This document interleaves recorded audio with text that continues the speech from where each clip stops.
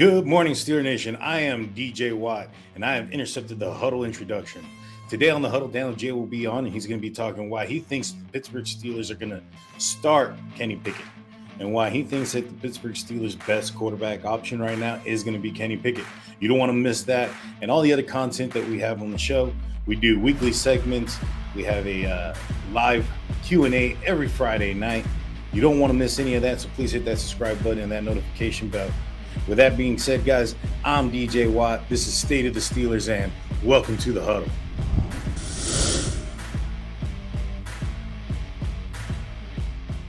Good morning. I'm Daniel J. Thank you, DJ Watt. I'm sure we'll be seeing you much more in the future for some more segments. I hope you guys, I hope you guys like that introduction and whatnot.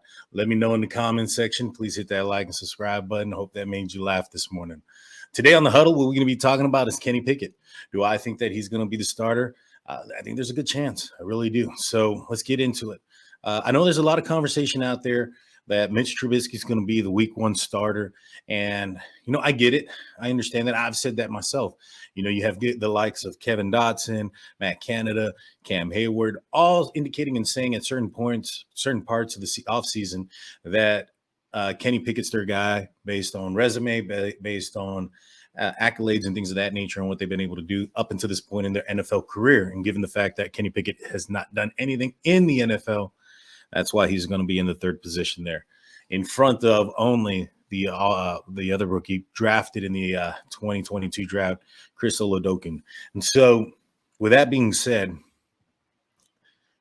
with all the conversation and with all the with everybody's thinking and stating that Mitch Trubisky is going to be the guy, even myself, I'm starting to think maybe not so. Let's hold the brakes, pump the brakes on that.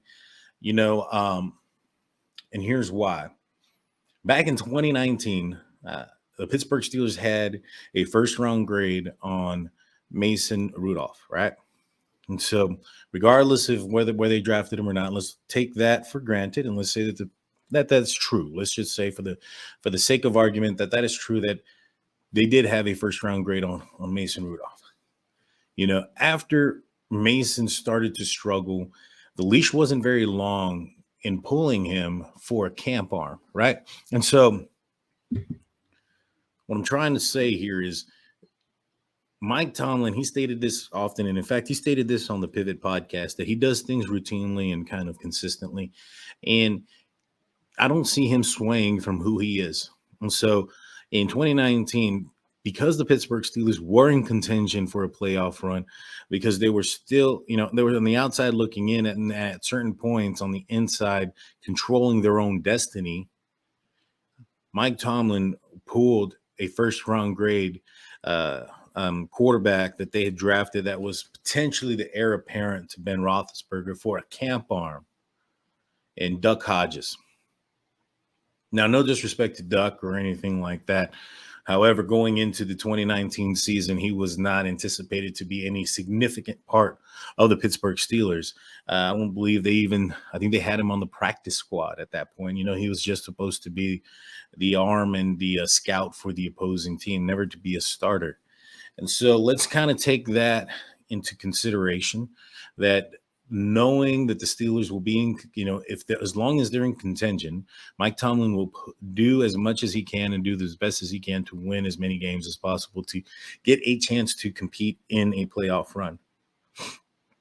And so why do I think Kenny Pickett has the opportunity, just based off of not just that alone, but what else leads me to believe that? Well, after this Pittsburgh Steelers had signed Mitch Trubisky in the free agency, there was a lot of conversation there or a lot of talk going towards players from the Buffalo Bills last year that were associated or have been associated with the Pittsburgh Steelers to try to get an indication if Mitch Trubisky is going to be a guy or the starter or an heir apparent or whatever you want to call it, franchise quarterback, the next franchise guy for the Pittsburgh Steelers. And there was two conversations that come to light, and one was with the current Steelers cornerback and Levi Wallace, and the other in Tyler Mitakevich, aka Dirty Red. And whereas both of those two gentlemen were part of the Buffalo Bills last year, and so was Mitch Trubisky. He was the backup quarterback to Josh Allen. And when asked both those players what their opinion was on Mitch Trubisky, both of them kind of stated that Mitch was a guy that was going to win them games, was going to get them out of stadiums, yada, yada, yada. Those aren't things that they never said that he was a franchise guy. They didn't say he was the guy or he could do things. They said he could win games. They can get him out of stadiums. That is a backup quarterback. Plain and simple. And so, these guys were not trying to be nice about their critique or their thoughts on Mitch Trubisky's ability. They weren't trying to be mean or any of those things. I believe they gave them an honest answer, in which was that they felt that if Josh Allen went down for a few games, that Mitch Trubisky could replace him in that time and get them out of stadiums and put some W's on the board. Again, that's not being a franchise guy. That's not being the guy. That's not saying, hey, if, Josh Allen were to go out, or not even that, like, hey, this guy can compete against Josh Allen. This guy was toe to toe with Josh Allen and was at certain points or certain things in his game was better than Josh Allen. That's a different story, right? Now you go look at the contract. Now, from what I understand, guaranteed it's like 14 million. Now there's a bunch of escalators and a bunch of things that can go into it that will make his the salary much higher based off of performance. But when you look at the base minimum and guarantee, that's a backup quarterback salary. I understand he was touted the highest free agent in the draft as far as the quarterback position, but it was a weak free agent class as well. I mean, the next best thing outside of Mitch Trubisky was a Jameis Winston coming off of an ACL injury, which we just had some recent experience with that in Devin Bush and Zach Manor. I'm not sure the Steelers want to go down that route in such a important position. We could have traded for Baker Mayfield. Very glad we didn't do that. We could have given up so much draft capital for Deshaun Watson, and even worse. And so the Pittsburgh Steelers didn't panic. They didn't jump the gun. They didn't do anything. They gave a backup quarterback salary with the intention to say, hey, you know what? You show up, you do things, you become that quarterback that was drafted number 2 overall, and you show reason why you could have been that, then, you're going to be somebody somewhere else, or maybe even with the Pittsburgh Steelers. I don't think that the Steelers, it was very obvious the Steelers weren't anticipating Kenny Pickett was going to be there at the number 20 selection. And so, it's maybe even at the time that they signed him in free agency, given the fact that how the pattern of the quarterback position has gone in the draft, the Pittsburgh Steelers may have thought there was a potential they weren't going to get a quarterback or the quarterback that they wanted in the draft. So maybe they kind of, purchased something a little bit too early, so to speak. But either way, I think that if the Steelers are in contention, they have the players around them. They have they've addressed the offensive line needs with the additions of James Daniel and Mason Cole. Now, it's not going to turn our offensive line that was one of the poorest in the league last year to a top 5 offensive line. But if they can be somewhere in the middle of the pack with a running back like Najee Harris, and as special as he can be, he's going to give the quarterback the opportunity to shine, because defenses are going to have to account for Najee Harris and his running ability. And that's going to leave open lanes and whatnot for him to throw. I think that if Kenny Pickett can come anywhere near what Mitch Trubisky can do as far as playability and demonstrating what they're able to do on the practice field preseason and whatnot, I think come week 1, if they're anywhere near close to being there, I think that maybe that at that point that card is pulled and Kenny Pickett starts week 1.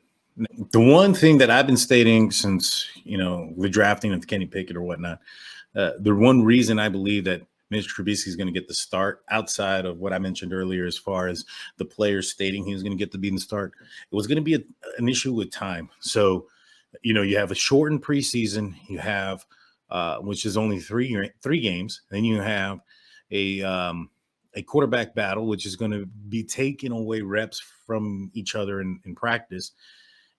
I think the Steelers are going to go in there with Mitch Trubisky as the number one QB week one.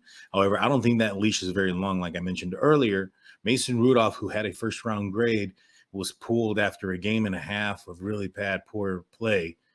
Prior to that, he wasn't spectacular. He was a game manager. Most of the games that he left was very much blah. You know what I'm saying? It wasn't any.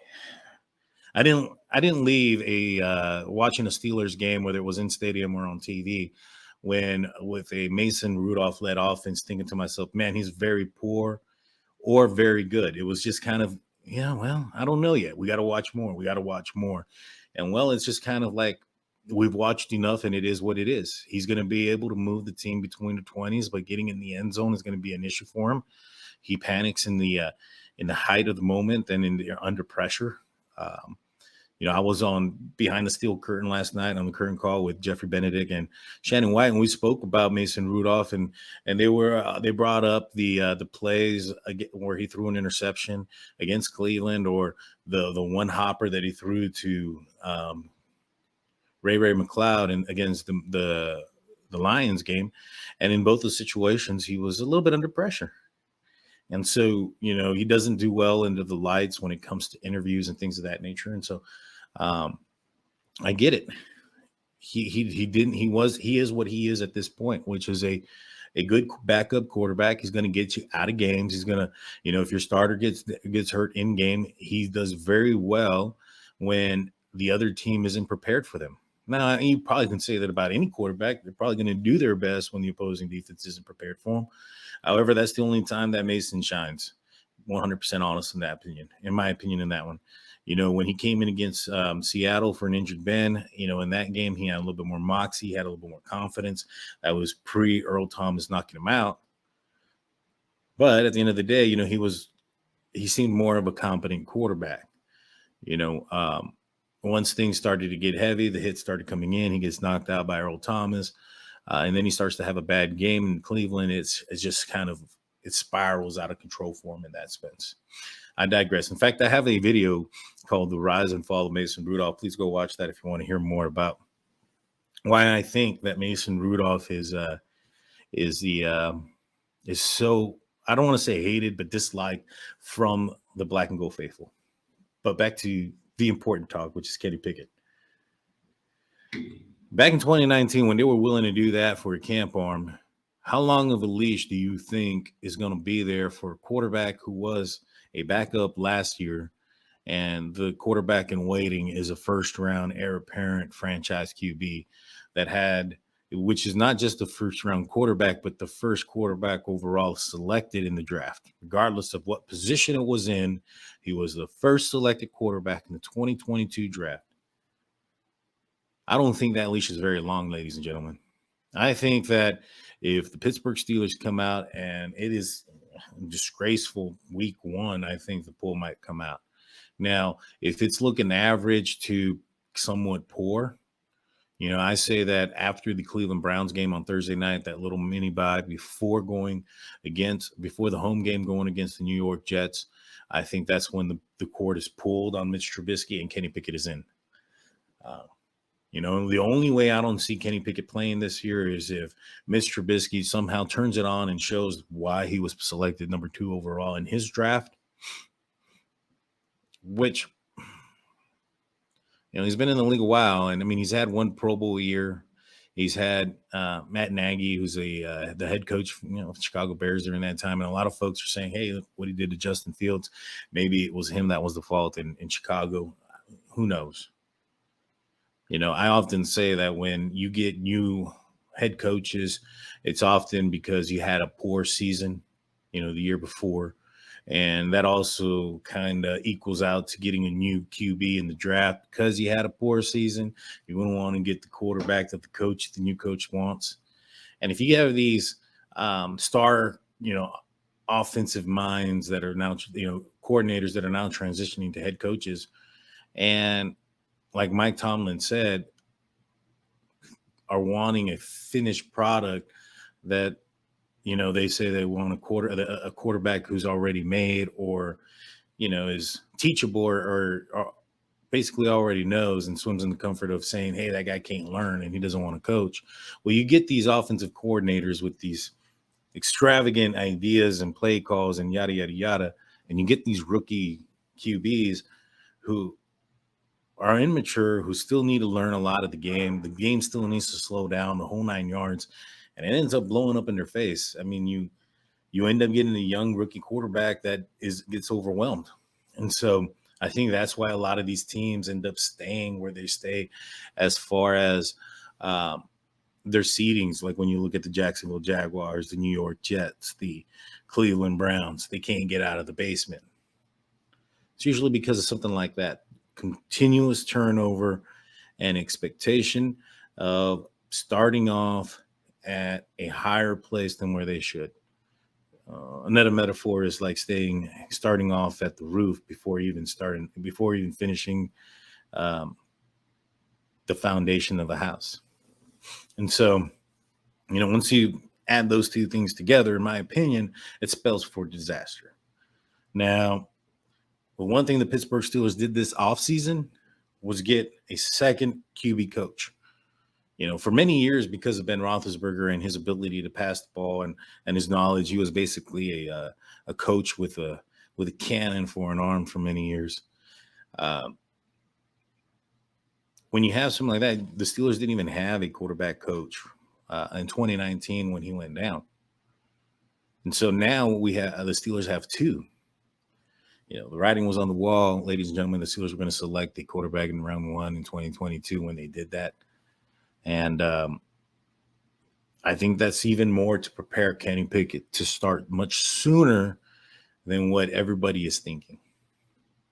So we'll see what happens. We'll see how he goes in preseason. I think that if Kenny Pickett shows up in preseason and he's somewhat at least at the same level as Mitch Trubisky, don't be surprised number 8 start in week 1 in Paul Brown Stadium against the Cincinnati Bengals. And wouldn't that be a game to watch? That's all I got for you guys today. Please hit that like and subscribe button. Don't forget, you want to hit that notification bell so you don't miss any of our content. We do weekly live segments, and we'll have special guests as well this week. On Friday, we'll have the Arsenal DB on the channel, and talk a little bit of Steelers football. Yeah, and let me know what you guys think about DJ Watt. You guys want to see more of him, or is that something that it was good this time around, but maybe not anymore? Let me know in the comment section. Hit that like and subscribe button. I'm Daniel J. This is State of the Steelers. Peace.